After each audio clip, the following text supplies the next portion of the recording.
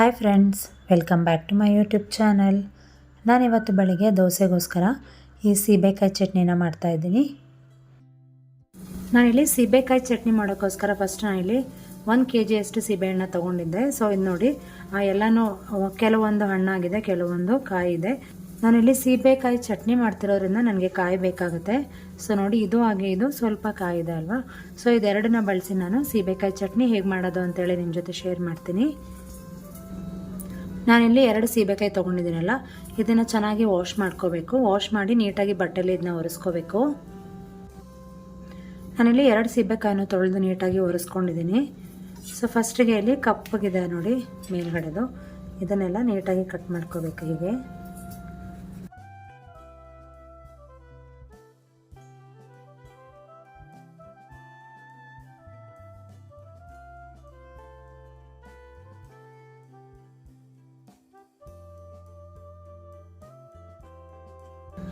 ನಂತರ ಈ ಸೀಬೆಕಾಯಿ ಇದೆಯಲ್ಲ, ಇದನ್ನು ಹೀಗೆ ತುರ್ಕೋಬೇಕು.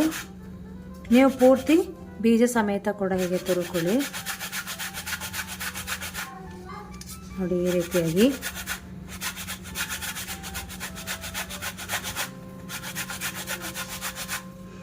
ಸೊ ನೋಡಿ, ಈ ರೀತಿಯಾಗಿ 2 ಸೀಬೆಕಾಯಿನೂ ಕೂಡ ತುರ್ಕೊಳ್ತೀನಿ.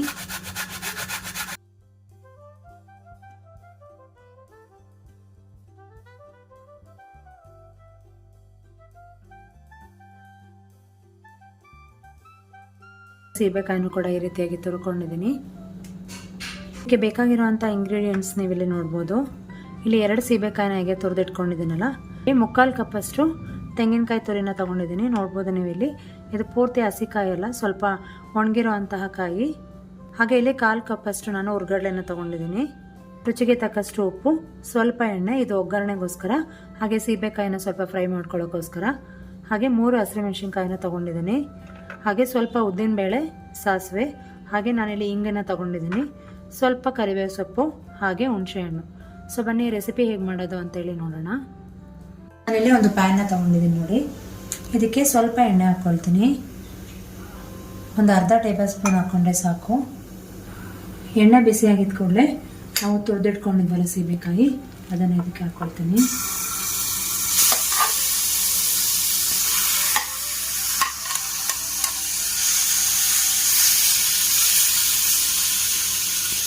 ಈಗ ನಾನು ಲೋ ಫ್ಲೇಮಲ್ಲಿ ಇದನ್ನು 1 ನಿಮಿಷ ಈ ರೀತಿಯಾಗಿ ಬಾಡಿಸ್ಕೊಳ್ತೀನಿ. ಅಂದರೆ ಈ ಸೀಬೆಕಾಯಿಲಿರುವಂತಹ ನೀರು ಸ್ವಲ್ಪ ಡ್ರೈ ಆಗಬೇಕು, ತಣ್ಣಗಾಗಬೇಕು. ಸೊ ಇದನ್ನು ಹೀಗೆ ಬಿಟ್ಟರೆ ಇನ್ನೂ ಜಾಸ್ತಿ ಬೆಂದ್ಬಿಡುತ್ತೆ. ಹಾಗಾಗಿ ಇದನ್ನು ಬೇರೆ ಬೌಲ್ಗೆ ಹಾಕ್ಕೊಳ್ತೀನಿ, ಕಂಪ್ಲೀಟ್ ತಣ್ಣಗಾಗಲಿ. ಸೊ ನಾನಿಲ್ಲಿ ಒಂದು ಚಿಕ್ಕ ಜಾರ್ ತೊಗೊಂಡಿದ್ದೀನಿ. ಇದಕ್ಕೆ ನಾನಿಲ್ಲಿ 3/4 ಬೌಲಷ್ಟು ಕೊಬ್ಬರಿ ತುರಿ ಇಟ್ಕೊಂಡಿದ್ನಲ್ಲ, ಕಾಯಿ ತುರಿ, ಅದನ್ನು ಹಾಕ್ಕೊಳ್ತೀನಿ. ಹಾಗೆ 1/4 ಕಪ್ಪಷ್ಟು ಹುರ್ಗಡ್ಲೆ, ನಂತರ ಇದಕ್ಕೆ 3 ಹಸಿರು ಮೆಣಸಿನ್ಕಾಯಿನ ಹಾಕ್ಕೊಳ್ತೀನಿ. ಹಾಗೆ ರುಚಿಗೆ ತಕ್ಕಷ್ಟು ಉಪ್ಪು, ಹಾಗೆ ಸ್ವಲ್ಪ ಹುಣಸೆಹಣ್ಣು ನೋಡಿ, ಇಷ್ಟನ್ನು ಹಾಕ್ಕೊಂಡಿದ್ದೀನಲ್ಲ, ಇದನ್ನು ಫಸ್ಟಿಗೆ ತರ್ತರಿಯಾಗಿ ರುಬ್ಕೊಬರೋಣ. ನಾನಿಲ್ಲಿ ನೀರು ಹಾಕ್ತಲೇ ಹಾಗೆ ಡ್ರೈ ಆಗಿ ರುಬ್ಕೊಂಡಿದ್ದೀನಿ. ಸೊ ಈಗ ಹುರಿದಿಟ್ಕೊಂಡಿದ್ವಲ್ಲ ಸೀಬೆಕಾಯಿ, ಅದನ್ನು ಕೂಡ ಇದಕ್ಕೆ ಹಾಕ್ಕೊಳ್ತೀನಿ.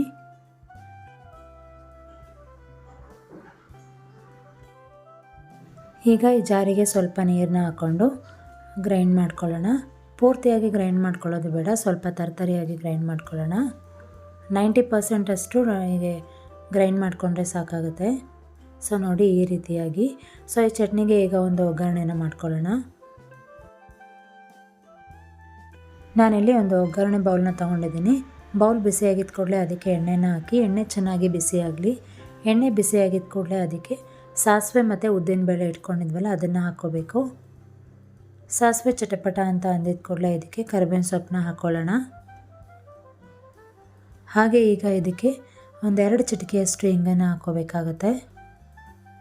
ಸೊ ಇಷ್ಟಾಗಿ ಉದ್ದಿನಬೇಳೆ ಸ್ವಲ್ಪ ಗೋಲ್ಡನ್ ಕಲರ್ ಬರಬೇಕು, ಅಲ್ಲಿವರೆಗೂ ಫ್ರೈ ಮಾಡ್ಕೊಳ್ಳಿ. ಸೊ ಈಗ ಫ್ಲೇಮ್ನ ಆಫ್ ಮಾಡ್ಕೊಳ್ತೀನಿ. ಈಗ ಒಗ್ಗರಣೆ ಮಾಡ್ಕೊಂಡಿದ್ವಲ್ಲ, ಇದನ್ನು ಚಟ್ನಿಗೆ ಹಾಕಿ ಚೆನ್ನಾಗಿ ಮಿಕ್ಸ್ ಮಾಡ್ಕೋಬೇಕು. ಸೊ ನೋಡಿದ್ರಲ್ಲ ಎಷ್ಟು ಈಸಿ ಅಂತೇಳಿ. ಸೊ ನೋಡ್ಬೋದು ನೀವಿಲ್ಲಿ, ರುಚಿಯಾದಂತಹ ಸೀಬೆಕಾಯಿ ಚಟ್ನಿ ರೆಡಿಯಾಗಿದೆ. ತುಂಬಾ ಟೇಸ್ಟಿಯಾಗಿ, ತುಂಬಾ ಚೆನ್ನಾಗಿದೆ ಅಂತ ಹೇಳ್ಬೋದು. ಇದು ಕೂಡ ತುಂಬಾ ಇಷ್ಟ ಆಗುತ್ತೆ. ಸ್ಪೆಷಲಿ ಡಯಾಬಿಟಿಸ್ ಇರೋರಿಗೆ ತುಂಬಾ ಒಳ್ಳೆಯದು ಅನ್ಬೋದು. ನಾವು ಮಾಮೂಲಾಗಿ ಎಲ್ಲ ಥರ ಚಟ್ನಿನೂ ಬಳಸಿರ್ತೀವಲ್ವ, ಅದೇ ಥರ ಚಟ್ನಿ ಮಾಡಿ ನಮಗೂ ಕೂಡ ಬೇಜಾರಾಗಿರುತ್ತೆ. ಸೊ ಈ ರೀತಿಯಾಗಿ ನೀವು ಸೀಬೆಕಾಯಿ ಚಟ್ನಿನ ಒಂದ್ಸಲ ಟ್ರೈ ಮಾಡಿ ನೋಡಿ, ತುಂಬಾ ಚೆನ್ನಾಗಿದೆ ಅಂತ ಹೇಳ್ಬೋದು. ನೀವು ಕೂಡ ಒಂದ್ಸಲ ಈ ರೆಸಿಪಿನ ಮನೇಲಿ ಟ್ರೈ ಮಾಡಿ ನೋಡಿ, ಹಾಗೆ ಹೇಗೆ ಬಂತು ಅಂತೇಳಿ ನನಗೆ ಕಮೆಂಟ್ ಮಾಡಿ. ನಿಮಗೆ ಏನಾದರೂ ಈ ವಿಡಿಯೋ ಇಷ್ಟ ಆಗಿದರೆ ಈ ವಿಡಿಯೋಗೆ ಒಂದು ಲೈಕ್ ಕೊಡಿ. Thank you for watching this video. ನಾನು ನಿಮಗೆ ನೆಕ್ಸ್ಟ್ ವಿಡಿಯೋ ಜೊತೆ ಮತ್ತೆ ಸಿಗ್ತೀನಿ. ಅಲ್ಲಿವರೆಗೂ ನಮಸ್ಕಾರ. Take care.